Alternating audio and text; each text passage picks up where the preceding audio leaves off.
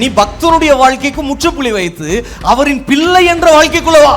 அவர் உங்களை உயர்த்துகிற உயர்வை அவர் கன்ஃபார்ம் பண்ணிட்டார். ஆனால் உங்களுக்கு இதுல தான் நான் உயர போகிறேன், இப்படிதான் என் வாழ்க்கை இருக்க போகிறது அப்படி என்று உங்களுக்கு கன்ஃபார்ம் ஆகணும்னு சொன்னா அவருடைய உறவுக்குள்ளே வரணும். அனாயிண்டிங் உங்களுக்கு தேவன் ஏற்கனவே ஏற்படுத்தின வெற்றிக்கு நேராய் உங்களை நடத்துகிறது.